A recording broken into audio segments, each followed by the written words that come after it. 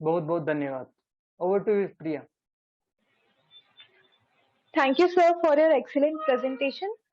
आई hope कि यहाँ पे सभी को ये काफी ज्यादा हेल्पफुल रहा होगा और निश्चित तौर पर आपके द्वारा दिए गए मार्गदर्शन हमें करियर को आगे नई राह दिखाएगा। Moving further, I would like to introduce our third speaker who had done wonders in his career. इन्होंने लोक सेवा के क्षेत्र में एक अतुलनीय योगदान दिया है और हाल ही में आपका फॉरेंसिक साइंस लेबोरेटरी राजस्थान में सीनियर साइंटिफिक ऑफिसर की पोस्ट पर चयन हुआ है। शिवलाल धाकर जी ने बीएसएफ जम्मू कश्मीर में 2 वर्ष तक अपनी सेवाएं दी हैं एवं वर्तमान में वह सीआईडी एमपी पुलिस में सब इंस्पेक्टर के पद को सुशोभित कर रहे हैं और आपकी अभी तक की जर्नी में 9 गवर्नमेंट जॉब के ऑफर्स लेटर भी मिल चुके हैं।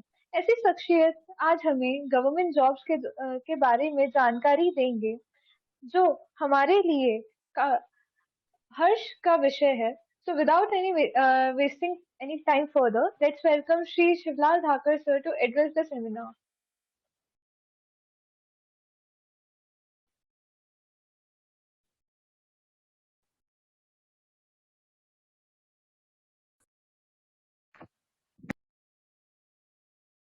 तो इसको हाँ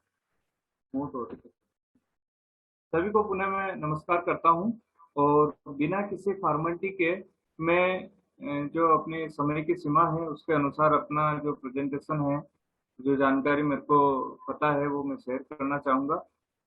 आशा है आपको पसंद आएगी।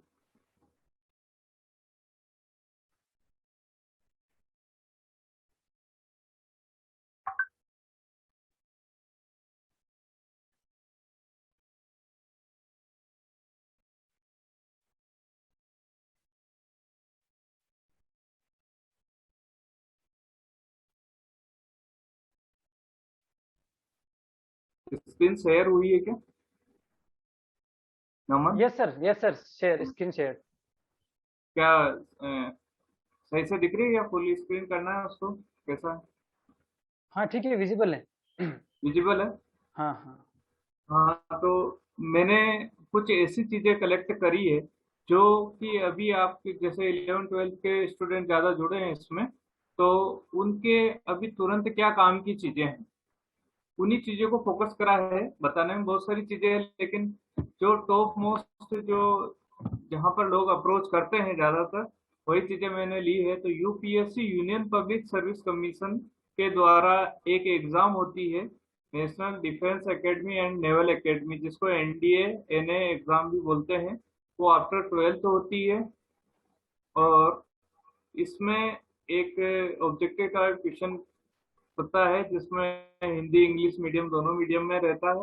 मैथमेटिक्स और जनरल एबिलिटी दो चीजें इसमें मेनली पूछी जाती है और जो रिटर्न क्वालिफाई होते हैं तो उनको एसएसबी इंटरव्यू के बाद उसमें एज ए ट्रेनी लेफ्टिनेंट के रूप में ज्वाइनिंग दी जाती है और ये आर्मी नेवी और एयरफोर्स में सबसे अलाइड सर्विस है। इसके थ्रू आप थल सेना अध्यक्ष और नेवी में हायर पोजीशन पर इसमें आसानी से जा सकते हैं।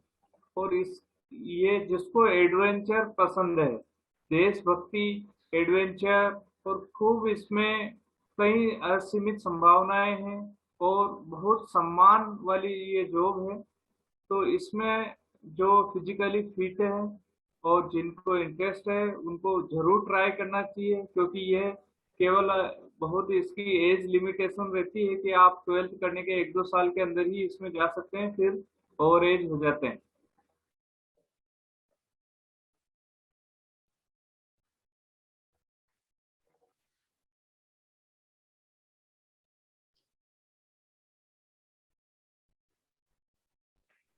स्लाइड को कैसे वो करेंगे? हाँ,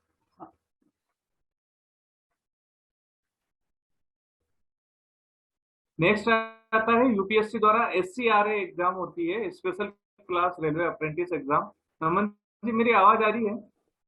जी सर, बिल्कुल आ रही है। एससीआरए इसका शॉर्ट फॉर्म है। ये फर्स्ट ईयर पास जो स्टूडेंट है आप किसी भी टेक्निकल एजुकेशन में जाओगे तो उसमें अगर आपके मैथमेटिक्स के साथ में फिजिक्स या केमिस्ट्री है तो आप ये एग्जाम दे सकते हो फर्स्ट ईयर के बाद।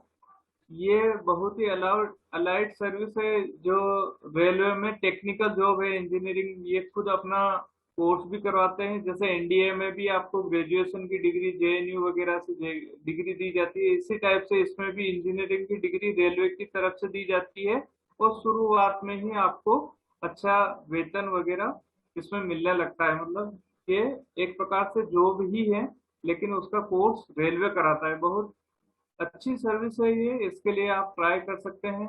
बेसिकली जिनका मैथमेटिक्स है उनके लिए बहुत अच्छी जॉब है ये।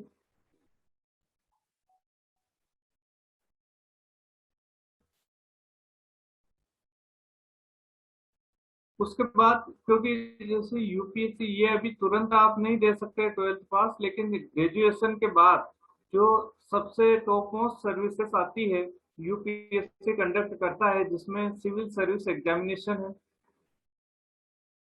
सिविल सर्विस एग्जामिनेशन में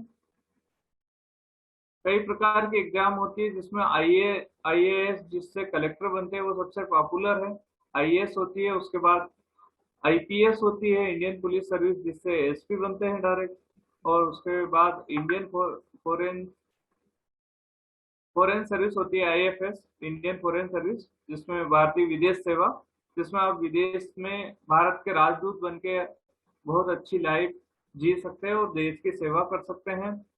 इसमें बहुत सारी और भी सर्विसेज कई सारी होती हैं, लेकिन ये पॉपुलर सर्विसेज है। आफ्टर ग्रेजुएशन एनी ग्रेजुएट व्यक्ति इसको दे सकता है, लेकिन मैंने इसको यहाँ इसलिए बताना चाहूंगा क्योंकि ये ऐसी जॉब नहीं है, ऐसी एग्जाम नहीं है, ऐसी एग्जाम नहीं है ये कि आप इसको केवल ग्रेजुएशन करते दे सको। तो इसके लिए आपको पहले से तैयारी करनी पड़ती है। इसकी प्रीलिमिनरी एग्जाम होती है, प्रारंभिक परीक्षा होती है, फिर उसकी मेंस होती है, मेंस रिटर्न एग्जाम होती है, उसमें एक सब्जेक्ट भी आपको चूज करना पड़ता है, फिर इंटरव्यू होता है। इस प्रकार से ये एक वर्ष भर की प्रक्रिया रहती है और इसके लिए आपको ग्रेजुएशन के साथ साथ तैयारी करनी पड़ेगी।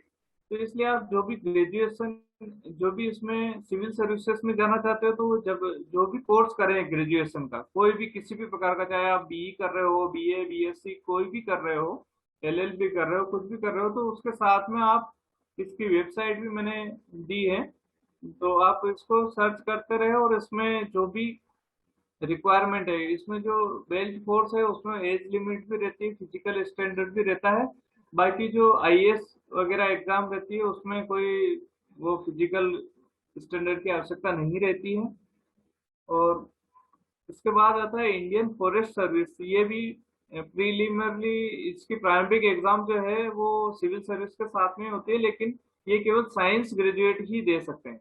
तो साइंस ग्रेजुएट स्पेसिकली जो साइंस वाले स्टूडेंट हैं, प्लेन बीएससी करते हैं, या फिर इंजीनियरिंग वाले स्टूडेंट भी इसमें पार्टिसिपेट कर सकते हैं, मैथमेटिक्स वाले भी कर सकते हैं। ये केवल साइंस वालों के लिए रहता है। तो इसमें जो सिविल सर्विसेज जितना कंपटीशन नहीं रहता, लेकिन हालांकि ये सब टॉप मोस्ट सर्विस है, जिससे डीएफओ बनता है, डिस्ट्रिक्ट फॉरेस्ट ऑफिसर, एक डिस्ट्रिक्ट का वो पूरे फॉरेस्ट का मैनेजमेंट देखते हैं। तो ये आप ग्रेजुएशन के बाद दे सकते हैं। इसके अलावा जो यूपीएससी की है, इंडियन इंजीनियरिंग सर्विस, जैसे भी आप टेक्निकल साइंस के स्टूडेंट है तो जो इंजीनियरिंग करेंगे उसके बाद ये बहुत अच्छी सर्विस मानी जाती है कि एक इंजीनियर ग्रेजुएट के लिए ये एग्जाम दे सकते हैं आप। इसमें ज्यादातर क्लासिकल इंजीनियरिंग के सब्जेक्ट रहते हैं, मैकेनिकल, सिविल, इलेक्ट्रिकल ये रहते हैं, बाकी दूसरे भी अब धीरे धीरे ऐड हो रहे हैं। इसके अलावा होती है आईईएस या Indian economic service, Indian statistical service, जिसने स्टैटिक से या मैथमेटिक्स से या इकोनॉमिक्स से पीजी कर रखा है, वो लोग इसमें जा सकते हैं। ये सांख्यिकी सेवा है, जिसमें सभी प्रकार की जनगणना और डाटाबेस और प्लानिंग से संबंधित ये इसके काम रहते हैं। जिनको इस फील्ड में इंटरेस्ट है या जो इसमें पीजी करते हैं वो इसमें जा सकते हैं। इसके अलावा आती है नेक्स्ट बहुत पॉपुलर एग्जाम है CDSE exam, central defence service examination. जो आप 12th के बाद एनडीए में जाते हो और वहां पे ग्रेजुएशन करते हो, उसके बाद लेफ्टिनेंट बनते हो, वही जो लेफ्टिनेंट जो बनते हैं, जो फाइनल ईयर के स्टूडेंट हैं, उनके साथ ये ग्रेजुएशन वाले भी सीडीएसई एग्जाम के थ्रू आप जा सकते हैं। एनी ग्रेजुएट, किसी भी प्रकार का ग्रेजुएट इसमें, मतलब ग्रेजुएट मेरा कहने का मतलब जो 12th के बाद आप डिग्री कोर्स जो भी करते हो, चाहे बीए बीएससी, है ना, तो उसके बाद आप इसमें सीडीएसई एग्जाम इस साल में 2 बार होती है, उसमें उसको आप एग्जाम दे सकते हो। एग्जाम में आप मेरिट में आते हो तो आपको एसएसबी इंटरव्यू के लिए बुलाया जाता है, और एसएसबी इंटरव्यू में सिलेक्शन के बाद आपको लेफ्टिनेंट की पोस्ट पर पोस्टिंग मिलती है। इसमें ट्रेनिंग के बाद बहुत अच्छा करियर है, इसमें भी आप बहुत एडवेंचर वाली लाइफ जी सकते हो, बहुत फैसिलिटी है, देश सेवा का है और सम्मान वाली इसमें बात है।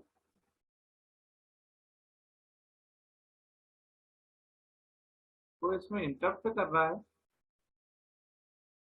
हेलो, हाँ नमन जी। ठीक है, हो गया। हाँ, ये कंटिन्यू। मैं इसको पेज को मतलब स्लाइड नहीं कर पा रहा हूँ, उसमें कैसे होगा? सेकंड, शायद दीपक सर आपने शेयर कर रखी है, आप स्लाइड करिए इसकी। नहीं, आप बैक जाइए, वापस बैक जाइए। अच्छा, उन्होंने शेयर कर की। हाँ, दीपक सर ने शेयर करी। हाँ हाँ, हाँ अभी यहीं पे चल रहे हैं ना, नेक्स्ट पे आना है क्या? नहीं नहीं, इसी पे। हाँ, वो ठीक है। मैं सोच रहा हूँ कि मेरे कंट्रोल में नहीं है, ये कैसे चल रही है। अच्छा हाँ चलो ठीक, मैंने शेयर कर रखी है। जी जी, गुड। तो ओके। उसके बाद नेक्स्ट आते हैं central arm police forces assistant commandant examination. तो आपने शेयर कर रखी है, तो मैंने इसमें कुछ एडिट करा था, तो वो चीजें नहीं आ रही इसमें, तो मैं चाह रहा हूँ कि मेरी वाली शेयर कर दूं इसमें। हेलो, हाँ आप शेयर कर सकते हैं, मैं रोक देता हूँ, आप शेयर कर दीजिए। मैंने रोक दिया है, अभी आप शेयर कर दीजिए, आपका आ जाएगा। हाँ आ गया। ओके। आ गया। Yes yes.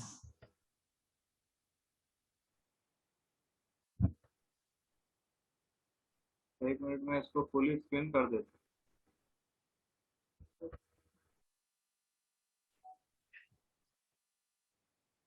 ये हाँ नीचे राइट में एक नीचे ऑप्शन है, फुल स्क्रीन का क्या ऑप्शन है? F5 कर दिया, F5 कर दिया। F5 दबा दीजिए। भाई, तो इसमें काम नहीं कर रहा। ठीक है, फिर नीचे ये है ना, ये वाला ऑप्शन, ये एक कौन सा, ये 68% के पास में। हाँ, हाँ 60। हाँ, अच्छा, जूम। नहीं जूम नहीं, 68% के लेफ्ट हैंड साइड में जो एक बना हुआ है आइकन, हाँ, उस पर क्लिक करना है। तो वो काम नहीं कर रहा। नहीं आप क्लिक करिए ना, 68% के पास में जो आइकन बना हुआ है ना, हाँ हाँ क्लिक करिए। जी,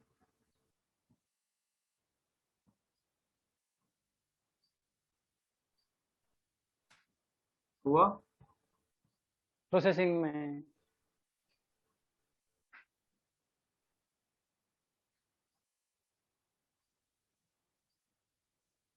हम्म, यहाँ हो गया, अब दिख रहा है। हाँ विजिबल है, कंटिन्यू कर रहे हैं। ठीक है, तो कम इसमें सेंट्रल आर्म पुलिस फोर्सेस की मैं बात कर रहा था। तो इसमें सीआरपीएफ, बीएसएफ, आईटीबीपी, एसएसबी, इसमें असिस्टेंट कमांडेंट जो गजेटेड ऑफिसर होते हैं, लगभग डीएसपी के इक्वल होते हैं ये। और पैरामिलिट्री फोर्सेस जो विभिन्न बॉर्डर पे हमारे काम करती है, उसमें एक ऑफिसर्स के रूप में आप ये एग्जाम दे सकते हैं। यानी ग्रेजुएट इसमें शामिल हो सकता है, इसमें कोई सब्जेक्ट का वो नहीं है, कोई भी ग्रेजुएट इसमें हो सकता है। बहुत अच्छी सर्विस मानी जाती है पैरामिलिट्री में। उसके बाद आता है कंबाइंड मेडिकल सर्विस, जो एमबीबीएस करते हैं वो लोग ये देते हैं मेडिकल सर्विस। और कंबाइंड जियो साइंटिस्ट एग्जामिनेशन, ये भी बहुत सारे जो सब्जेक्ट हैं साइंस के, इसमें जो भू विज्ञान से संबंधित है, जो मौसम विज्ञान से संबंधित है, इनसे ये रहता है। तो इसको आप डिटेल में आप उसकी वेबसाइट पे भी देख सकते हैं। तो यूपीएससी एक सेंट्रल की जो रिक्रूटमेंट एजेंसी है, जो सेंट्रल गवर्नमेंट की जो जितनी भी बड़ी पोस्ट है उसके लिए एग्जाम कंडक्ट कराती है। आप इस साइट को देखते रहें। तो उसके बाद आता है SSC. SSC staff selection commission, ये भी सेंट्रल गवर्नमेंट सर्विस की एग्जाम जो यूपीएससी के बाद जो छोटी पोस्ट, कंपेरेटिवली छोटी, हालांकि ये काफी अच्छी पोस्ट होती है इसमें भी। इसमें आप 12th के बाद एक एग्जाम दे सकते हैं, combined higher secondary level examination. इसमें जनरली 4 चीजें पूछी जाती है, मैथ्स, रीजनिंग, जीके और इंग्लिश, ये 4 पोर्शन इसमें रहते हैं। तो आप आफ्टर 12th भी ये एग्जाम दे सकते हैं, या ग्रेजुएशन के साथ साथ में भी आप तैयारी करते रहे, उसके साथ में भी आप दे सकते हैं, क्योंकि किसी भी एक पोस्ट पर जाने के बाद आप आगे भी तैयारी कर सकते हैं, क्योंकि सबकी सामर्थ्य अलग अलग होती है। सब लोग आईपीएस आईएएस नहीं बन सकते हैं, और सबकी जो है अपॉर्चुनिटी, फाइनेंशियल कंडीशंस, कोचिंग करने की स्थिति में है, कोई नहीं है, सब प्रकार के लोग रहते हैं। तो उन्नति के अवसर सबके लिए है। तो जो ये इस टाइप की एग्जाम है कि आप बिना किसी खर्चे में भी आप थोड़ी सी सिंसियर होके स्टडी करोगे तो combined higher secondary level exam जो है आप निकाल सकते हैं। उसके बाद जो एसएससी की बहुत शानदार जो एग्जाम कही जाती है, कंबाइंड ग्रेजुएट लेवल एग्जाम, जो कि ग्रेजुएशन के बाद आप दे सकते हैं। इसमें बहुत अच्छी पोस्टें, जैसे सीबीआई इंस्पेक्टर है, इनकम टैक्स इंस्पेक्टर है, सेक्रेटरी सर्विस है, सचिवालय की कुछ सेवाएं हैं, पोस्टल डिपार्टमेंट की है। इसमें आईबी की भी कई बार जो इंटेलिजेंस ब्यूरो है, खुफिया विभाग, उसकी भी एग्जाम इसमें शामिल रहती हैं। और भी बहुत सारी एग्जाम है इसमें, कम से कम 40 प्रकार के एग्जाम है। तो वो आप एक ही एग्जाम होती है, और आपको अपनी पसंद के अनुसार आपको उनकी वरीयता वहाँ पे बतानी पड़ती है, ऑप्ट करना पड़ता है, तो उस हिसाब से आपका सिलेक्शन उसमें हो जाता है। एसएससी एक एग्जाम और कंडक्ट करती है, सब इंस्पेक्टर एग्जाम। जैसे मैंने यूपीएससी जो सेंट्रल गवर्नमेंट की है, वो असिस्टेंट कमांडेंट की एग्जाम क्रिएट करते थे। जो असिस्टेंट कमांडेंट की एग्जाम, तो उससे जो नीचे पोस्ट होती है सब इंस्पेक्टर की, जो पैरामिलिट्री में जैसे बीएसएफ सीआरपीएफ जो बताया था, उसमें आप सब इंस्पेक्टर 2 स्टार की सर्विस कर सकते हो। वो मैंने भी करी है, मैं बीएसएफ में रहा हूँ 2 साल। ये भी बहुत अच्छी सर्विस है और बहुत अच्छी अपॉर्चुनिटी। इनमें क्या होता है कि 3 साल के बाद आप असिस्टेंट कमांडेंट की डायरेक्ट एग्जाम दे सकते हैं डिपार्टमेंटली। तो आप 3 साल के बाद असिस्टेंट कमांडेंट भी बन सकते हैं, और आप बहुत आगे जा सकते हैं। इसके बाद होती है स्टेनोग्राफर की, एक स्टेनोग्राफी कोर्स होता है, डिप्लोमा होता है, उससे वो कर लेते हैं तो आप इसमें बहुत कम कंपटीशन रहता है। अगर आपने स्टेनोग्राफी करी है, डिप्लोमा करा है उसमें, तो आप इसमें स्टेनोग्राफर बन सकते हैं, जो ऑफिस वगैरह में जिसकी जॉब रहती है। उसके बाद रहता है जूनियर इंजीनियर। जूनियर इंजीनियर जो डिप्लोमा इंजीनियरिंग करते हैं 12th के बाद, जिन्होंने डिप्लोमा करा है या बीई भी कर रहे होते हैं, वो भी इसमें अप्लाई कर सकते हैं। तो जूनियर इंजीनियर भी काफी अच्छी स्किल वाली पोस्ट रहती है, तो इसमें भी आप ज्वाइन कर सकते हैं इस एग्जाम के थ्रू। उसके बाद हिंदी ट्रांसलेटर। हिंदी ट्रांसलेटर ये जिनका हिंदी सब्जेक्ट रहा है, वो आपके इसमें नहीं आएगा, लेकिन आप इसमें भी जा सकते हैं, क्योंकि हिंदी सब्जेक्ट एक सबके रहता है, साइंस वालों के भी। उसके बाद कांस्टेबल, इसमें बहुत बल्क में वैकेंसी आती है, कांस्टेबल पैरामिलिट्री के लिए और दिल्ली पुलिस कांस्टेबल के लिए। ये दोनों की कंबाइंड एग्जाम होती है, फिर आप इसमें चूज कर सकते हो।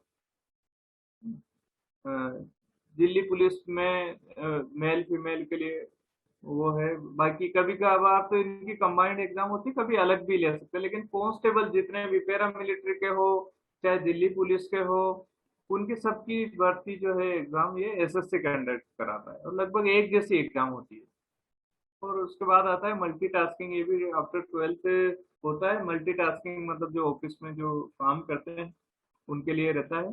हालांकि सेंट्रल गवर्नमेंट में पे स्केल चाहे कैसी भी जॉब हो, कोई सी भी जॉब हो, मिनिमम 30,000 रुपए से शुरुआती स्केल रहती है। चाहे किसी भी प्रकार की 4th ग्रेड की एग्जाम भी देते हैं, तो भी उसमें काफी आपके चांसेस हैं।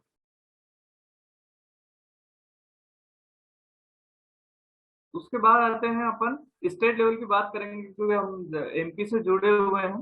तो स्टेट लेवल की सबसे बड़ी एग्जाम कंडक्ट कराने वाली एजेंसी है हमारी एमपीपीएससी, पब्लिक सर्विस कमीशन बोलते हैं, एमपी मध्य प्रदेश जो लोक सेवा आयोग बोलते हैं हिंदी में, इसकी वेबसाइट भी मैंने दे रखी है। इसकी स्टेट सर्विस एग्जामिनेशन होती है। स्टेट सर्विस एग्जामिनेशन में क्या होता है, जितनी भी मैनेजमेंट वाली, जैसे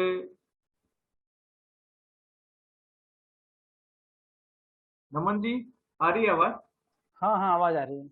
हाँ, इसमें कोई अभी शायद दीपक जी शेयर कर रहे हैं इसको, नहीं, आप ही शेयर कर रहे हैं अभी। तो इसमें एरो वगैरह कैसे आ रहे हैं बीच में? ये अभी तो नहीं आ रहे वैसे। हाँ हाँ, अपन लास्ट में क्वेश्चंस ले लेंगे सबके, एक बार उसको अपन हाँ। कर लेते हैं। State state service examination, civil service exam भी बोलते हैं इसको, जिसमें नायब तहसीलदार से लेकर डिप्टी कलेक्टर तक, डीएसपी तक, और इसमें जेल अधीक्षक, आरटीओ, बहुत शानदार स्टेट की जो भी जॉब है वो सारी इसी में आती है। ये इसलिए मैं बताना चाह रहा हूँ कि ये है तो एग्जाम ग्रेजुएशन के बाद दे सकते हो आप, लेकिन इसकी तैयारी भी जैसे यूपीएससी की तैयारी करते हैं, इसकी भी आपको तैयारी आफ्टर 12th ग्रेजुएशन के साथ साथ में करनी पड़ेगी। उसके बाद आता है state forest service examination. Pre तो इसकी स्टेट सर्विस जो प्रिलिमिनरी एग्जाम होती है, प्रारंभिक परीक्षा उसके साथ ही हो जाती है, लेकिन फॉरेस्ट सर्विस के लिए जिसमें दो पोस्टें रहती है, एक तो फॉरेस्ट रेंजर की पोस्ट होती है और एक एसीएफ बोलते हैं, असिस्टेंट कंजर्वेटर ऑफ फॉरेस्ट करके दो जॉब होती है इसमें। दोनों गजेटेड पोस्ट हैं। ये दोनों पोस्टों के लिए ये एग्जाम होती है, लेकिन ये केवल साइंस ग्रेजुएट ही दे सकते हैं, और ये ऑब्जेक्टिव टाइप की होती है, दोनों प्री और मेंस एग्जाम। तो ये बहुत शानदार करियर ऑप्शन हो सकता है साइंस स्ट्रीम वालों के लिए, और इसमें स्टेट सर्विस के इक्विवेलेंट ही चीजें रहती है, लेकिन इसमें कंपटीशन कम रहता है क्योंकि केवल साइंस ग्रेजुएट ही दे सकते हैं। तो इसकी तैयारी भी आप ग्रेजुएशन के साथ साथ कर सकते हैं, क्योंकि ये एक दिन की एग्जाम नहीं है। उसके बाद आता है स्टेट इंजीनियरिंग सर्विस एग्जामिनेशन, जिसमें असिस्टेंट इंजीनियर बनते हैं। तो ये कोई भी ग्रेजुएट जो इंजीनियर है जिसने बीई बीटेक करा है वो ये एग्जाम दे सकता है, और बहुत शानदार एग्जाम है ये, जिसके थ्रू आप अच्छा करियर बना सकते हैं। इसके बाद आता है साइंटिफिक ऑफिसर एफएसएल एग्जामिनेशन। नमन, कोई इसमें जो ये मार्क कर रहा है इसको आप रोक सकते हैं क्या? ये एरोज स्लाइड चेंज करें शायद आप, शायद हाँ? हट जाए। स्लाइड चेंज करें, शायद हट जाए। एक बार स्लाइड चेंज करके देखें अच्छा। एक बार। नहीं, एरोज आ रहे हैं। ये किसी ने बाय डिफॉल्ट इसमें दिया है।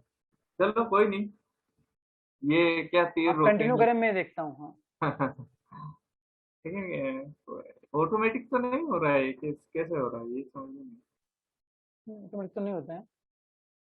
चलो कोई नहीं, दिख हाँ, रहा है, मेरे को दिख रहा है, मतलब आप लोगों को भी दिख रहा होगा। तो scientific officer FSL forensic science lab के लिए एग्जाम होती है, जो पुलिस के जितने भी मैटर होते हैं उनमें जो भी जांच के लिए जाते हैं। सागर में इसकी मेन लैब है, एमपी में। तो सीनियर साइंटिफिक ऑफिसर भी एक गजेटेड पोस्ट होती है, काफी हायर पे स्केल की रहती है। इसमें भी करियर ऑप्शन बहुत अच्छा है। जिन्होंने भी साइंस से ग्रेजुएशन करा है, इसमें पीजी मांगते हैं एक्चुअली में, पोस्ट ग्रेजुएशन मांगते हैं। और जिसने अगर फोरेंसिक साइंस से कर रखा है पीजी, इसके लिए पीजी बीएससी फोरेंसिक साइंस अपने इंदौर में भी अब चालू हो गया, पहले सागर में था। और इसमें पीजी कर सकते हैं आप। एक दिल्ली में कॉलेज है इसका, Loknayak Jayaprakash institute of forensic science करके, एक गवर्नमेंट का एक बड़ा इंस्टीट्यूट है जो फोरेंसिक में एमएससी कराता है। उससे अगर आप करते हैं तो बहुत अच्छे करियर ऑप्शन है इसमें, और आप इन्वेस्टिगेशन के रूप में इसमें जा सकते हैं। मेडिकल ऑफिसर एग्जामिनेशन, जो कि आफ्टर एमबीबीएस और बीएचएमएस और जो आयुर्वेदिक, होम्योपैथी, यूनानी जो भी ग्रेजुएशन होता है, उसके बाद ये मेडिकल ऑफिसर की पोस्ट के लिए एग्जाम होती है। तो इसकी भी आप तैयारी, जैसे जो इस फील्ड में जाते हैं तो वो कर सकते हैं। Assistant district public prosecutor officer officer इसको एडीपीओ भी बोलते हैं। ये लॉ ग्रेजुएट के लिए है। जो भी गवर्नमेंट के केसेस रहते हैं तो उसमें गवर्नमेंट के जो वकील बोल सकते हैं इनको आप, है ना। तो इसमें भी डीपीओ बनते हैं, फिर डिस्ट्रिक्ट प्रोसिक्यूशन ऑफिसर बनते हैं जो गवर्नमेंट की तरफ से केस लड़ते हैं। और ये भी बहुत अच्छा ऑप्शन है लॉ ग्रेजुएट्स के लिए, जो कि दीपक जी ने बताया था क्लेट के थ्रू आप लॉ कर सकते हैं। उसके अलावा भी आप क्लेट के थ्रू आप बीए एलएलबी वगैरह और दूसरे नाम से जो कोर्स है एलएलबी के वो कर सकते हो। उसमें फायदा ये है कि आपका वो कोर्स 5 साल में हो जाता है, नहीं तो आपको ग्रेजुएशन करने के बाद 3 साल की एलएलबी करना पड़ती है, तब जाके आप एलएलबी लॉ ग्रेजुएट होते हैं। तो आप बीए एलएलबी जिस टाइप के जो भोपाल में भी लॉ यूनिवर्सिटी है एमपी में, वहां से आप कर सकते हैं। और भी कई जगह पे ये कोर्सेज अवेलेबल है। उसके बाद जो एमपीपीएससी कंडक्ट कराती है state eligibility test. State eligibility test या इसको सेट भी बोलते हैं, जो कॉलेज लेक्चरर के लिए या असिस्टेंट प्रोफेसर के लिए एक आवश्यक कंपलसरी टेस्ट होता है। ये क्वालिफाई होने के बाद ही ये एक्चुअली में पीजी के बाद होता है, लेकिन ये एमपीपीएससी कराती है तो मैंने इसका रेफरेंस डाल दिया। और असिस्टेंट प्रोफेसर की एग्जाम भी ये एमपीपीएससी करवाती है। ये बात की बातें हैं, लेकिन फिर भी आपका अगर हायर एजुकेशन में असिस्टेंट प्रोफेसर बनने का सपना है तो आप सीधा पीजी करिए, नेट या स्लेट क्रैक करिए, और नेट स्लेट क्वालिफाई होने के बाद आप एमपी में विभिन्न कॉलेजों में असिस्टेंट प्रोफेसर, बहुत ही शानदार सर्विस है, उसको आप इसमें कर सकते हैं। अब पीएससी के बाद जो नॉन गजेटेड पोस्टें होती है स्टेट लेवल की, तो वो पीईबी प्रोफेशनल एग्जामिनेशन बोर्ड, और पूर्व में इसका व्यावसायिक परीक्षा मंडल नाम था, तो इसने ये भी एग्जाम क्रिएट कराती है।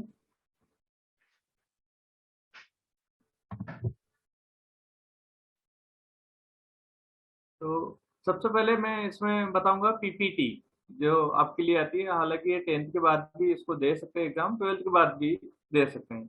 पॉलिटेक्निक डिप्लोमा जो 3 ईयर का कोर्स होता है, विभिन्न इंजीनियरिंग स्ट्रीम में डिप्लोमा होता है, डिप्लोमा इंजीनियर जिसे बोलते हैं, वो इस एग्जाम के थ्रू आप कॉलेज चूज कर सकते हैं। इसमें गवर्नमेंट कॉलेज भी मिल सकता है। इसमें फायदा ये है कि अगर आप पॉलिटेक्निक डिप्लोमा अगर आपने करा है तो आप बीई बीटेक में आप सेकेंड ईयर में डायरेक्ट लेटरल एंट्री के थ्रू अच्छे कॉलेज में जा सकते हैं, क्योंकि कुछ सीटें रिजर्व रहती है लेटरल एंट्री की। तो आपको अच्छा कॉलेज इसके थ्रू इंजीनियरिंग का अच्छा मौका इसमें मिल सकता है। उसके बाद पीएटी होता है। पीएटी एक टेस्ट है जो एग्रीकल्चर में जो जिनको इंटरेस्ट है, एग्रीकल्चर में जिनको इंटरेस्ट है वो इसके थ्रू बीएससी कर सकते हैं, एग्रीकल्चर इंजीनियरिंग कर सकते हैं, फॉरेस्ट्री, हॉर्टिकल्चर, हॉर्टिकल्चर जो मतलब बागवानी, जिनको फ्रूट्स वगैरह बागवानी के फील्ड में जाना चाहते हैं, तो वो बीएससी एग्रीकल्चर कर सकते हैं। और इसमें गवर्नमेंट जॉब की बहुत ज़्यादा अपॉर्चुनिटी है, क्योंकि ये जो कृषि विस्तार अधिकारी होते हैं, कृषि अधिकारी एग्रीकल्चर ऑफिसर होते हैं, ये इसी जो स्ट्रीम वालों के लिए ये जॉब रहते हैं। और बाकी आने वाले समय में जैसे ऑर्गेनिक जो खेती होने वाली है, ऑर्गेनिक जिसमें जो रसायन वगैरह का यूज नहीं होता है, वो आने वाले समय में इनका बहुत ज्यादा स्कोप रहेगा। इसके बाद हम आते हैं एंट्रेंस एग्जाम नर्सिंग की, JNPST, जो केवल ओनली फॉर गर्ल्स के लिए होती है। ये डिप्लोमा होता है एक्चुअली में, GNM भी बोलते हैं इसको। तो ये डिप्लोमा करके ये उन्हीं लोगों के लिए होता है जो गवर्नमेंट जॉब में, गवर्नमेंट हॉस्पिटल में नर्स है, एज ए जूनियर नर्स के रूप में काम करना चाहती है। ये एक प्रकार की जॉब है। आपको सिलेक्शन होने के बाद गवर्नमेंट ट्रेनिंग कराती है, और फिर आपको गवर्नमेंट हॉस्पिटल में जॉब भी साथ के साथ मिल जाती है। ऐसे ही पीएससी नर्सिंग के लिए PNST टेस्ट होता है, ये भी गर्ल्स के लिए ही है। जो इसके थ्रू अगर आप लड़कियां अगर इसमें बायो के लिए है स्पेशली, ये दोनों कि जो लड़कियां नर्सिंग के फील्ड में जाती है, अभी बहुत ज्यादा रिक्वायरमेंट है, बहुत ज्यादा स्कोप है कोविड जैसी सिचुएशन में और आने वाले सिचुएशन में, क्योंकि जब लोगों ने अब सबसे ज्यादा इम्पोर्टेंस अपनी हेल्थ पे देना है, तो ये इसकी रिक्वायरमेंट बहुत ज्यादा है। और आप आपको गवर्नमेंट जॉब की गारंटी है इसमें, मतलब एक प्रकार से जो भी लगती है इसमें क्वालिफाई होकर आपको गवर्नमेंट कॉलेज मिल जाता है। शुरुआत में भी आपको बिना किसी खर्चे में विद स्टाइपेंड भी आपकी ट्रेनिंग हो जाती है। नहीं तो बीएससी बहुत महंगा कोर्स है अगर आप बाहर से करते हैं तो ये आपका फ्री ऑफ कॉस्ट हो जाए तो बहुत अच्छा ऑप्शन है। जिसको नर्सिंग फील्ड में जाना है स्पेशली लड़कियों के लिए है ये, लड़कों के लिए भी मेल नर्स का होता है लेकिन उनको अपने स्तर पर अलग से वो करना पड़ता है, अप्लाई मेरिट के आधार पे होता है। और इसमें जो अभी दीपक जी ने मैंने बोला था उनको तो बताया था कि सीएचओ की पोस्ट अभी ग्रामीण लेवल पे काफी एमपी में क्रिएट हुई है। कम्युनिटी हेल्थ ऑफिसर जो ग्रामीण क्षेत्रों में या दूर दराज के क्षेत्रों में भी मेडिकल सुविधाएं अवेलेबल कराएंगे। ये सेवा का क्षेत्र है और बहुत अच्छा स्कोप है इसमें भी। इसके बाद ये pre Ayurveda homoeopathic PAHUNT test होता है। इसके थ्रू भी आपको एडमिशन मिलता है इसमें। BHMS होम्योपैथी योगा नेचुरोपैथी में आपको ग्रेजुएशन के लिए इसके थ्रू मेरिट के आधार पर आपको कॉलेज मिलता है। ये एग्जाम भी आप दे सकते हैं, ये जनरली बायो वालों के लिए है। उसके बाद प्री बीएड वगैरह, ये बीएड तो आफ्टर ग्रेजुएशन की बात है तो आप छोड़ सकते हैं अभी फिलहाल। उसके बाद एनिमल हस्बेंड्री में भी डिप्लोमा होता है जो पशु चिकित्सक के सहायक के रूप में रहते हैं ये। और ये देहात क्षेत्र में जितने भी लोग काम करते हैं तो ये जो एनिमल वेटनरी डॉक्टर से नीचे वाली पोस्ट रहती है इसमें डिप्लोमा होल्डर रहते हैं। गवर्नमेंट जॉब के काफी इसमें है। और आजकल डेयरी जो उद्योग जो पनप रहा है डेयरी उद्योग में, तो ये सब चीजें आने वाले समय में बहुत ज्यादा रोजगार उन्मुखी होगी। इसमें बायो वाले लोग जा सकते हैं। और PVFT जो जिसमें फिशरीज और वेटनरी डॉक्टर की जो एग्जाम होती है ये इसमें इसके थ्रू होती है। शायद इसमें MBBS वाले जो एग्जाम होती है उसके थ्रू भी वेटनरी डॉक्टर का रहता है ऑप्शन। तो ये चेंज भी हो सकता है, आप समय समय पर इसको देख सकते हैं। उसके बाद नेक्स्ट हम शिवलाल जी थोड़ी सी हाँ समय की भी अपने पास कंस्ट्रेंट है, तो अपन इनको PPTs तो शेयर कर ही देंगे सभी, और इनको डाउट हाँ आएगा वो भी अपन लोग उससे सोल्व कर लेंगे। तो अभी आप कंक्लूड कर दें थोड़ा सा कि 3 स्पीकर बचे अपने पास में, तो अच्छा मेन आपको लगता है थोड़ा सा वो बता के। ठीक है ठीक है। इसके बाद व्यापम की जो एग्जाम है वो उसके बारे में जो पुलिस कांस्टेबल की है बहुत सारी वैकेंसी निकलती है, 4-4 हजार वैकेंसी भी निकली है इसमें। जेल डिपार्टमेंट की है, जेल प्रहरी की एग्जाम होती है, फॉरेस्ट गार्ड की एग्जाम इसके थ्रू होती है, पटवारी की एग्जाम होती है। ये आफ्टर 12th के जॉब है ना। उसके बाद सब इंजीनियर की एग्जाम भी होती है जो डिप्लोमा इंजीनियर होते हैं उनके लिए। फार्मासिस्ट, लैब टेक्नीशियन जिसने DMLT डिप्लोमा कर रखा है, B फार्मा D फार्मा कर रखा है उनके लिए, और एग्रीकल्चर के लिए भी। और ये सब इंस्पेक्टर की भी इसकी बहुत अच्छी एग्जाम है जो मैंने भी दी है। और सब इंस्पेक्टर इसमें आप बन सकते हो, सूबेदार बन सकते हो, प्लाटून कमांडर बन सकते हो एसएफ में। इस प्रकार की कई सारी एग्जाम है जो MP के परिक्षेत्र में, MP के परिदृश्य में आपको PEB वेबसाइट देखता रहना चाहिए जॉब के लिए। उसके बाद में जब जो जिनका इंटरेस्ट है कि हमें एजुकेशन में जाना है, टीचिंग फील्ड में जाना है, तो उनके लिए सबसे शॉर्ट मैं बताता हूँ कि 12th के बाद वो D.Ed कर सकते हैं। जैसे आप D.Ed करते हैं 2 साल का तो आप प्राइमरी टीचर के लिए एलिजिबल हो जाते हैं। उसके लिए सेंट्रल गवर्नमेंट स्कूल में KV में आपको जाना है तो CTET क्वालिफाई करना पड़ेगा। अगर आप सेकेंडरी एजुकेशन में जाना चाहते हैं तो आप ग्रेजुएशन के बाद B.Ed कर सकते हैं, या ग्रेजुएशन के बाद D.Ed भी है तो भी आप PG डिटरेंट ग्रेजुएट टीचर बन सकते हैं। नवोदय स्कूल भी है सेंट्रल गवर्नमेंट के, स्टेट गवर्नमेंट में कहीं पे भी आप बन सकते हैं। B.Liv है जो ग्रेजुएशन के बाद होता है। B.Ped होता है वो फिजिकल एजुकेशन, जो LNIP ग्वालियर लिखा है, ये ग्वालियर में एक बहुत अच्छा फिजिकल एजुकेशन का कॉलेज है ये मतलब एशिया में माना हुआ कॉलेज है। वहां से अगर आप BPEd करते हैं तो आपके बहुत अच्छे जॉब के चांस रहते हैं। BPEd कई जगह से होता है फिजिकल एजुकेशन का, आप PET जिसमें फिजिकल एजुकेशन टीचर बन सकते हैं। B.Liv जो है वो लाइब्रेरी साइंस से रिलेटेड है, आप लाइब्रेरी में लाइब्रेरी इंचार्ज बन सकते हैं। और अगर आपको और एजुकेशन में हायर जाना है तो आप एमएड कर सकते हैं। तो एमएड के बाद आप डीएड बीएड कॉलेज में आप एज ए लेक्चरर काम कर सकते हैं नेट क्वालिफाई करने के साथ ही। और हायर आपको जाना है तो आप नेट और पीएचडी करके भी आप हायर एजुकेशन में जा सकते हैं, असिस्टेंट प्रोफेसर बन सकते हैं। ये टीईटी अभी चालू करा है, central teacher eligibility test, CTET बोलते हैं इसको। ये आप क्वालिफाई कर लेते हैं तो सेंट्रल गवर्नमेंट के किसी भी स्कूल में आप प्राइमरी टीजीटी टीचर बन सकते हैं। और ये एक बार क्वालिफाई करने के बाद ये आजीवन इसको मान्यता दे दी है। अभी मैंने भी दिया है, क्वालिफाई भी करा है। ये बहुत आसान सा टेस्ट होता है, वो करके आप टीचिंग फील्ड में जा सकते हैं। इसके बाद मैं बताना चाहूँगा एक जो कॉलेज है, arm force medical college, Pune का है। ये भी नीट के थ्रू एमबीबीएस में इसमें होता है, लेकिन इसके बाद भी ये एक और अपना खुद का भी टेस्ट इसमें वो करते हैं, उसके थ्रू होता है। तो आप इसमें आर्मी ऑफिसर के रूप में एज आर्मी के पर्सन हैं, उनके मेडिकल फैसिलिटी के लिए उनके आर्मी के डॉक्टर के रूप में इसमें आप अच्छी सर्विस पा सकते हैं। और यहाँ से एमबीबीएस करने के बाद तुरंत आपको लेफ्टिनेंट और जो भी इनकी रैंक है उस अनुसार रैंक भी दी जाती है। इसके अलावा इसमें बीएससी नर्सिंग में भी एडमिशन होता है। वो कॉलेज अपनी खुद की एग्जाम कंडक्ट करता है। और इसमें भी शॉर्ट सर्विस कमीशन और परमानेंट कमीशन वाली इसमें भी आपको जॉब मिलती है। इसमें आर्मी, नेवल, नेवी, एयरफोर्स में आप इसमें एज ए नर्सिंग स्टाफ के रूप में, नर्सिंग ऑफिसर के रूप में इसमें जा सकते हैं। ये इसका मैंने तो फोटो लिया है। नमन जी, मेरे को पता नहीं चल रहा है कि इसमें क्या सही आ रहा है व्यू या नहीं आ रहा है। हेलो। आ रहा है, इसमें आ रहा है, व्यू आ रहा ठीक है। ठीक है। इसमें ये एरो बन गए हैं, पता नहीं कैसे बाय मिस्टेक बने हैं नहीं, फिर कैसे। भी दिख रहे हैं, पूरा विजुअल हाँ, है। तो ये इसका कैंपस का मैंने एक फोटो लिया था वहाँ का। तो इसमें बहुत अच्छा अपॉर्चुनिटी है आपको।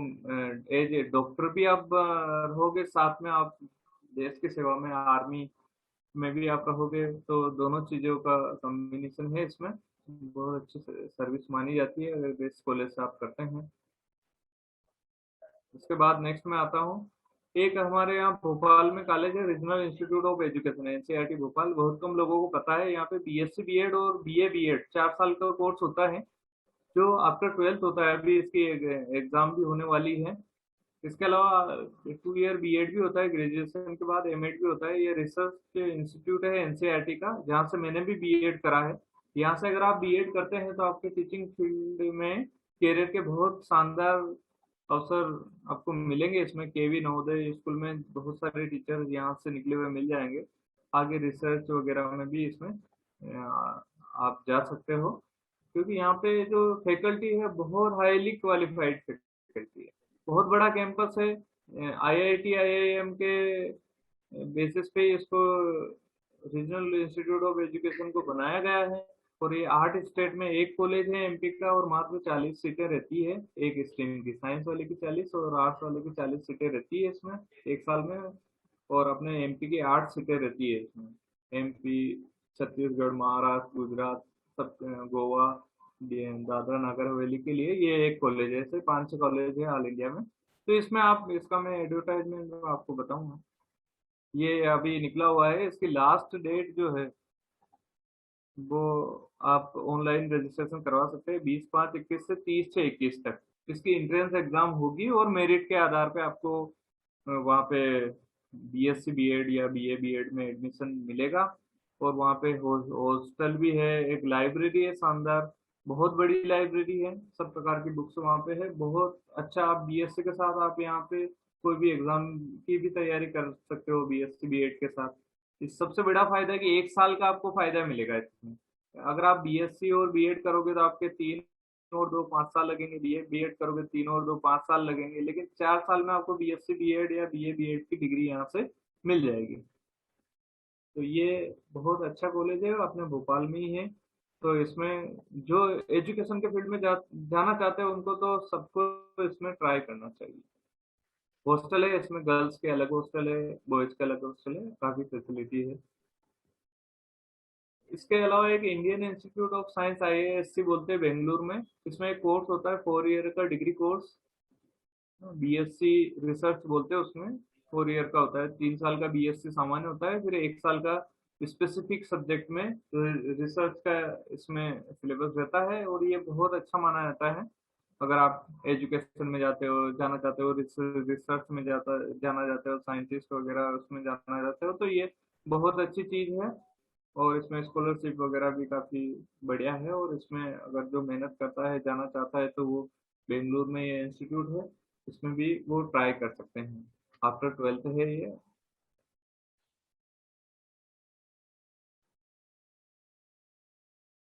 एक लेट एग्जाम का जो है, अभी उन्होंने दीपक जी ने भी बताया था, क्योंकि लॉ एक बहुत बड़ी चीज है, ये एक पावर वाली चीज है। आपको कानून, आपके अधिकार क्या, आप तो दूसरों के अधिकारों के लिए इसमें लड़ते हो, दूसरों को अधिकार दिलाते हो, तो इसमें बहुत अच्छा करियर की संभावना है। बहुत बड़े बड़े जो लीडर हैं, वो उनका बैकग्राउंड LLB लॉ से रहा है।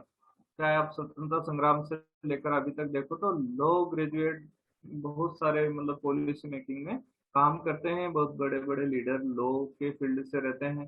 फिर आप किसी भी सर्विस में जाते हो, तो लॉ एक बहुत आपके पीछे बैकबोन की तरह कार्य करता है। तो जिसको भी चैलेंजिंग और थोड़ा अच्छा जॉब पाना है, तो इसमें सबसे बड़ी जो सर्विस होती है, जुडिशरी सर्विस, जिसमें बहुत अच्छी सुविधाएं हैं, बहुत अच्छा करियर है। तो इसमें स्लेट की एक एग्जाम होती है, जिसमें 4 चीजें जनरली रहती है: current affair, logical reasoning, quantitative techniques और मैथमेटिक्स। कुछ इसमें जनरली ये चीजें होती है, वो आप इसके स्लेट की साइट पे देख सकते हैं।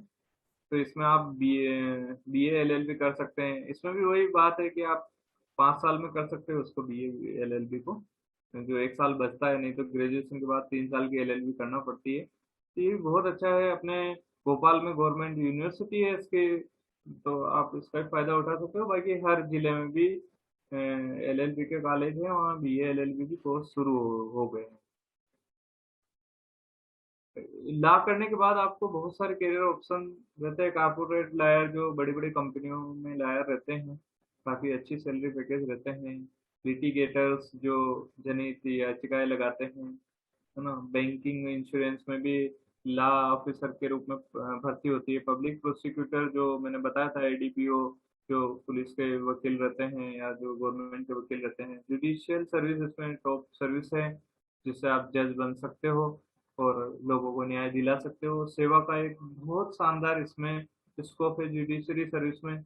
सिंगोली से एक अभी बहिन उसका सिलेक्शन हुआ था। तो जो भी मेहनत करता है, उसमें लॉ में बहुत ज़्यादा स्कोप है। इसमें आप और भी दूसरी बहुत सारी चीज़ें हैं, तो आप इसमें कर सकते हो। LLM करने के बाद आप इसमें असिस्टेंट प्रोफेसर भी बन सकते हो लॉ कॉलेज में। हायर स्टडी में भी जा सकते हो, उसमें हायर एजुकेशन में भी जा सकते हो।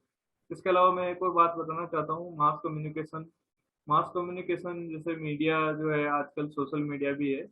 सोशल मीडिया के अलावा जो क्लासिकल मीडिया है, जो टेलीविज़न है, रेडियो है, मैगज़ीन है, न्यूज़पेपर है, इनमें आप जो 2-3 कोर्स होते हैं, bachelor of journalism and mass communication है, बैचलर ऑफ जर्नलिज्म है, और अलग अलग नाम से ये कोर्स होते हैं, लेकिन जनरली ये मास मीडिया कम्युनिकेशन या जर्नलिज्म के नाम से मशहूर है। अपने यहाँ माखनलाल चतुर्वेदी पत्रकारिता विश्वविद्यालय भी है, वहाँ पे बहुत सारे कोर्स होते हैं। और कई यूनिवर्सिटियों में अलग अलग प्रकार के कोर्स होते हैं, जिसमें आप RJ, रेडियो RJ के बारे में सुना होगा, FM जो पूरा चलाते हैं, है ना। बाकी इसमें वीडियोग्राफी, फोटोग्राफी, फिल्म मेकिंग, और जो एडवर्टाइजिंग में, एनिमेशन में जो भी ये चीज़ें बनती है, तो ये इसमें भी आप जिसका इंटरेस्ट है, जिसको पब्लिक के साथ डील करना, लोगों से बात करना, लोगों की समस्याओं, लोगों के बीच जाना, ये सब चीज़ें जिनको अच्छा लगता है, तो वो ये चूज कर सकते हैं।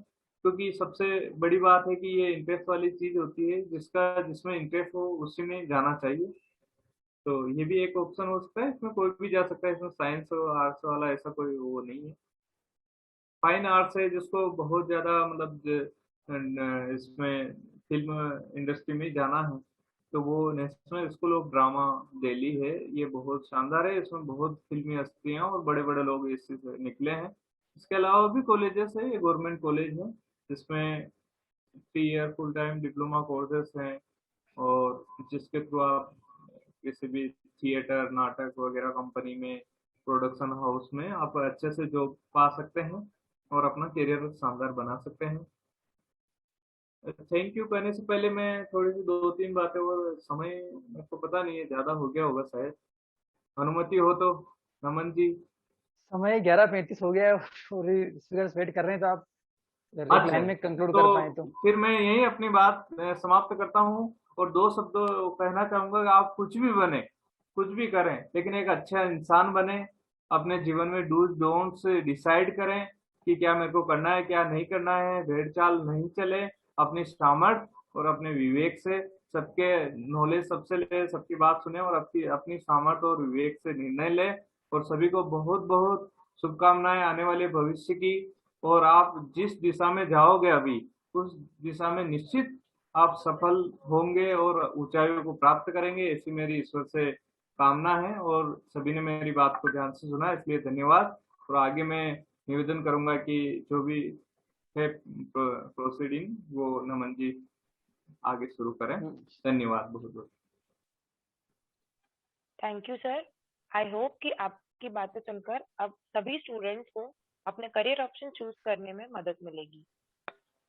अब मैं हमारे बीच उपस्थित उन प्रसिद्ध व्यक्तित्व को बुलाना चाहूंगी जिन्होंने अपने जीवन बच्चों की शिक्षा हेतु समर्पित कर दिया है।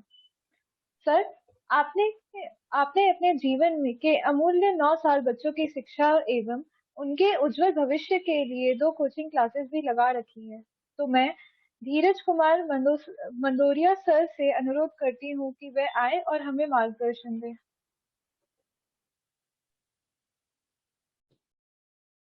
I think Dheeraj sir meeting में नहीं है, आप नेक्स्ट सर नेक्स्ट आगे बढ़े है ना। Okay sir. अब मैं राज्यपाल सम्मानित शिक्षक जीएल धनखड़ सर से अनुरोध करूंगी कि वे आए और अपने दिव्य वचनों से स्टूडेंट्स को मोटिवेट करें।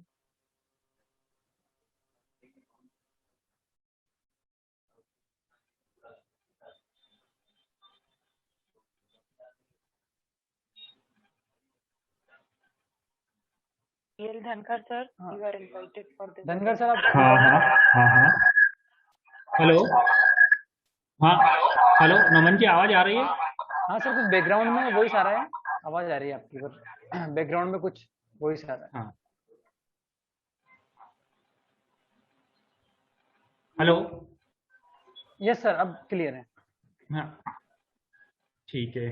तो आज की सेमिनार में मुख्य वक्ता जी धाकड़, दीपक जी स्वर्णकार, नमन जी गांधी एवं विद्या भारती के विभाग समन्वयक महादेव जी यादव और सरस्वती शिशु मंदिर सिंगोली के प्राचार्य महोदय श्री रामलाल जी धाकड़ एवं अन्य वक्ता और मेरे प्यारे छात्र छात्राओं, यदि किसी भी संस्थान से हमने विद्या प्राप्त करी है तो उस संस्थान के प्रति हमें निश्चित ही कुछ देने या उसके प्रति हमें ऋणी होना चाहिए। और ये काम विद्यालय के 3 पूर्व छात्रों, सरस्वती शिशु मंदिर के 3 छात्रों धाकड़ सर, स्वर्णकार जी और नमन जी गांधी ने एक नया जो प्लेटफॉर्म प्रारंभ किया है, ये निश्चित ही स्वागत योग्य है।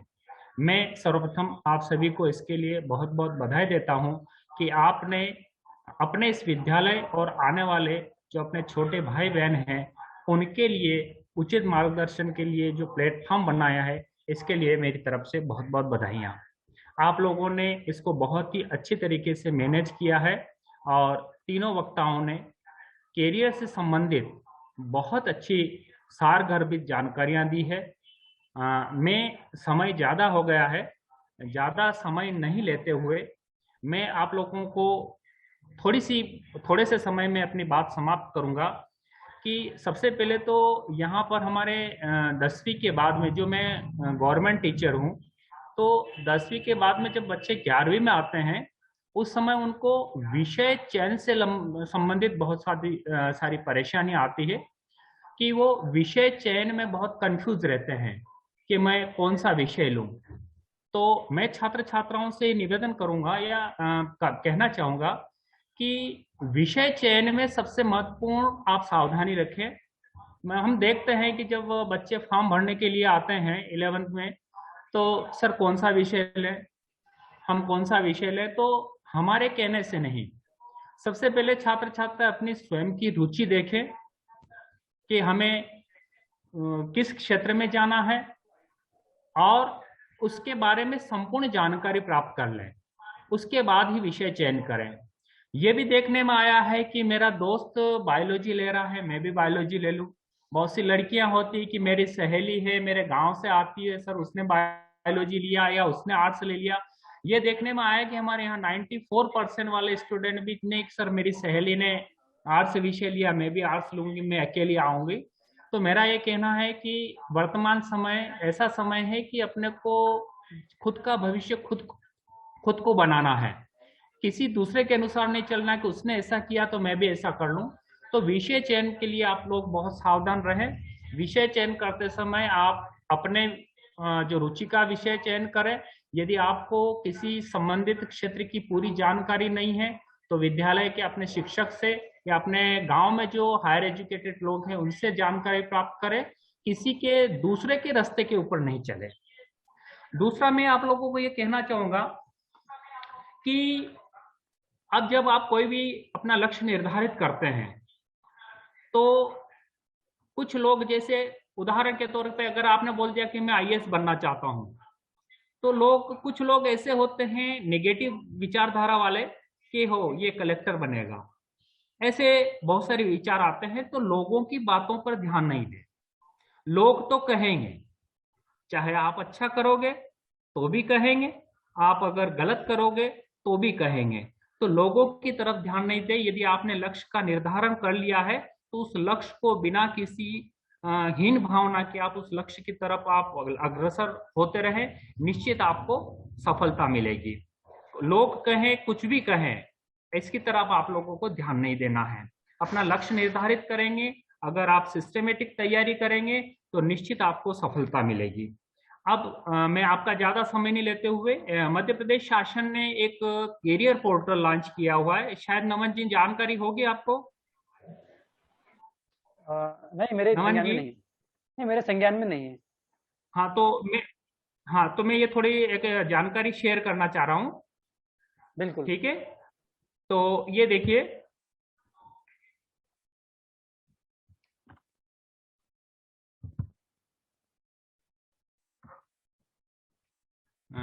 मध्य प्रदेश शासन के स्कूल शिक्षा विभाग ने एक पोर्टल लॉन्च किया है जिसको कैरियर पोर्टल लॉन्च नाम दिया गया है। स्क्रीन दिख रही? हाँ, विजिबल है, विजिबल नमन जी दिख रही है सर। हाँ, तो जैसे अपन गूगल पर जाएंगे, गूगल पर जाकर के जैसे अपन ऊपर जो यूआरएल एड्रेस बार होता है, ये ऊपर ये लिखा हुआ है, ठीक है। यहाँ पर अपन जो एड्रेस टाइप करेंगे कि www.mpaspire.com, ASPIRE, mpaspire.com डायल अपन टाइप करेंगे और उसको जैसे क्लिक करेंगे तो आपकी स्क्रीन पे ये जानकारी उपलब्ध होगी। तो यहाँ पर आपने ऊपर जो मैंने अपने विद्यालय के डाइस कोड लिखे हैं, यहाँ आपको ये नहीं लिखना है। यहाँ पर आपको अपना प्रत्येक छात्र छात्रा का अपना SSM ID है, तो वो छात्र छात्रा अपना SSM ID यहाँ लिखेंगे तो वो उसका यूजर ID हो जाएगा और सभी के लिए पासवर्ड 123456 है। तो ये दोनों अपन एंट्री करने के बाद जैसे ही इस साइड में आएंगे तो यहाँ पर लैंग्वेज चयन का ऑप्शन दिया हुआ है, हिंदी या इंग्लिश। आप जो जानकारी चाहते हैं वो हिंदी में चाहते हैं या इंग्लिश में चाहते हैं। तो मैं जो भी स्टूडेंट जिस लैंग्वेज में अपनी जानकारी प्राप्त करना चाहता है, मैं हिंदी चयन करूंगा। हिंदी चयन करने के पश्चात यहाँ लॉग इन करेंगे। तो जैसे ही लॉग इन करेंगे, हाँ जैसे लॉगिन करेंगे तो ये पोर्टल खुल जाएगा और इसके ऊपर बहुत सारी जानकारियां, जैसे अभी अपने पूर्व वक्ताओं ने, शिवलाल जी ने, दीपक जी ने और नमन जी ने जो जानकारी दी है, वो पूरी की पूरी जानकारी आपको यहाँ पर मिलेगी। अब यहाँ पर अपन देखेंगे कि एक्सप्लोरर कैरियर्स, ठीक, कितने प्रकार के कैरियर हैं उससे संबंधित पूरी जानकारी है। इधर देखेंगे आप कॉलेज के डायरेक्टरी, कौन सा कॉलेज, कौन सा कोर्स करने के लिए हमें कौन सा कॉलेज मिलेगा, उसका एडमिशन प्रोसीजर क्या है, वो पूरी डिटेल्स इस यहाँ मिलेगी। फिर एग्जाम डायरेक्टरी, इंडिया के अंदर कौन कौन सी कॉम्पिटिटिव एग्जाम्स होती हैं, उनका टाइम शेड्यूल क्या है, फॉर्म भरने का तरीका क्या है और उसका सिलेबस क्या है, ये पूरी जानकारी मिलेगी। उसके बाद में सबसे महत्वपूर्ण बात होती है कि स्कॉलरशिप के बारे में, हमें कुछ ही स्कॉलरशिप के बारे में मालूम है कि छात्र छात्राओं को कौन कौन सी स्कॉलरशिप मिलती है। तो भारत सरकार और इसके अलावा भारत के अंदर बहुत सारे ऐसे एनजीओ हैं, स्वयंसेवी संस्थान हैं, वो प्रतिभावान छात्र छात्राओं को हायर एजुकेशन के लिए बहुत सारी छात्रवृत्तियां प्रोवाइड करवाते हैं। तो यहाँ पर अपन इसको क्लिक करेंगे, जैसे मान लीजिए मैं एक्सप्लोरर कैरियर को क्लिक करता हूँ तो ये पूरी जानकारी इसके अंदर आपको आगे मिल जाएगी। तो अगर आप जैसे छात्रवृत्ति के ऑप्शन के अंदर जाते हैं तो छात्रवृत्ति के ऑप्शन के अंदर आपको बहुत सारी जितनी भी छात्रवृत्तियां हैं वो सब छात्रवृत्ति मिल जाएगी। ये आपके जितने भी कैरियर्स हैं, प्रोफेशनल कैरियर्स हैं, जैसे एग्रीकल्चर एंड फूड है, बैंकिंग, फाइनेंशियल है, एनिमेशन, ग्राफिक्स डिजाइन है, तो आप जो भी इसमें चयन करेंगे उसकी डिटेल आपको इसके अंदर मिल जाएगी। कोई अभी जैसे आपको एग्रीकल्चर एंड फूड टेक्नोलॉजी अगर आपने क्लिक किया तो इसके अंदर आपको डिटेल उसकी पूरी जानकारी मिल जाएगी। ऐसे ही कॉलेज के अंदर आप बैक जाएंगे, इसको जितना अपन डीप जाएंगे, वैसे मेरी जानकारी के अनुसार इतना बताने के बाद हमारे स्टूडेंट जो सभी मल्टीमीडिया मोबाइल फोन यूज करते हैं और वर्तमान में टेक्नोलॉजी में सभी एक्सपर्ट है, मैंने एक थोड़ा सा गाइडलाइन दे दिया है। इसके अनुसार आप जितना अंदर इसके डीप जाएंगे आपको इसकी पूरी कंप्लीट जानकारी मिलती जाएगी। तो इसे कॉलेज से संबंधित, कोर्स से संबंधित, भारत के अंदर जितनी भी कॉम्पिटिटिव एग्जाम होती है, एंट्रेंस एग्जाम होती है, उससे संबंधित, स्कॉलरशिप से संबंधित जानकारी इसके अंदर उपलब्ध है।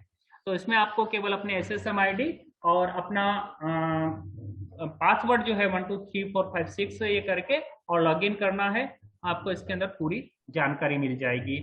तो अब मैं आपको ज्यादा समय नहीं लेते हुए, क्योंकि पूर्व वक्ताओं ने काफी अच्छी जानकारी आपको दे दी है और मेरी जितने भी छात्र छात्राएं आज जुड़े हैं उनसे और जितने भी वक्ता हैं उन सभी वक्ताओं का मैं बहुत बहुत धन्यवाद ज्ञापित करता हूं कि आपने मुझे इस सेमिनार में, वेबिनार में मुझे आमंत्रित किया और मुझे बोलने का अवसर दिया। नमन जी एवं उनकी टीम को बहुत बहुत धन्यवाद।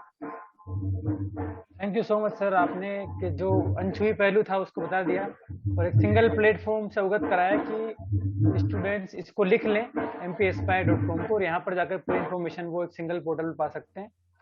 So thank you so much for it, आपने अपना कीमती समय हमारे लिए निकाला। Shivangi, can proceed. Thank you sir. आप सभी एक्सपर्ट पैनल स्पीकर्स का हम तहे दिल से धन्यवाद व आभार व्यक्त करते हैं। श्री महादेव जी यादव मूलतः भड़वानी जिले के निवासी विद्या भारती मालवा के पूर्ण कार्यकाल कार्यकर्ता के रूप में मंदसौर विभाग समन्वयक का दायित्व देखते हैं। तो मैं उनसे ये अनुरोध करती हूँ कि वह सभा को संबोधित करे और अपने उन बच्चों को अपनी बहुमूल्य जानकारी दे जो उनके जैसा बनने में इच्छुक हैं। शायद नहीं है नमन जी, शायद वो नहीं जुड़े हैं कारण से आगे बढ़ा दे। शिवांगी आगे बढ़े।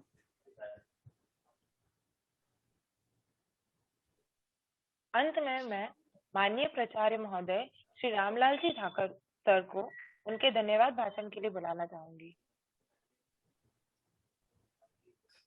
आज की इस आभासी अर्थात वर्चुअल करियर गाइडलाइंस में सम्मिलित हमारे सबके प्रेरणा स्रोत श्री धनगर जी एवं हमारे प्यारे स्टूडेंट्स शिवलाल जी, दीपक जी, नमन जी एवं जितने भी जुड़े हुए स्टूडेंट्स हैं या पेरेंट्स जुड़े हुए हैं, उन सभी का मैं हार्दिक अभिनंदन करते हुए दो शब्द कहना चाहूंगा कि मेरा हमेशा आग्रह रहता है कि पांचों उंगलियां एक सरी की नहीं होती है। कोई बच्चा प्रतिभावान होता है, कोई कमजोर होता है, तो प्रतिभाशाली बालक जब पढ़ लिख कर होशियार होकर अपना क्षेत्र चुन लेता है तो पीछे वाले भैया बहनों को भी जोड़ने का उसका दायित्व, एक सामाजिक दायित्व बनता है उसका। और ये मेरा हमेशा से आग्रह रहा है। तो मैं समय समय पे इन बच्चों से बात भी करता रहता हूँ। तो इन बच्चों ने मेरे उसको आग्रह को स्वीकार किया और भैया नमन और दीपक और भैया शिवलाल ने एक ऐसा कार्यक्रम आयोजित किया, इसको एक डिजाइन दिया इसको, जिससे अभी तो खैर संख्या कम रह गई है, लेकिन एक समय 82 संख्या इसमें जुड़ी हुई थी और बहुत ही उनके फेस रीडिंग कर रहे थे कि आपकी बातें बहुत अच्छी, एक हृदय को छू रही थी। तो मैं सोचता हूँ कि आपने इतनी मेहनत की है इस कार्यक्रम को आयोजित करने में और उसका जो पीपीटी बनाने में और एक एक चीज को समझाने के लिए आपने प्रयास किया है। बहुत अच्छा लगा और मेरे को बहुत प्रसन्नता हो रही कि हमारे छात्र आज इतने विद्वान हो चुके हैं कि आज इतना सबका मोटिवेशन कर रहे हैं और पूरे इसमें जगह बना रखी है समाज में।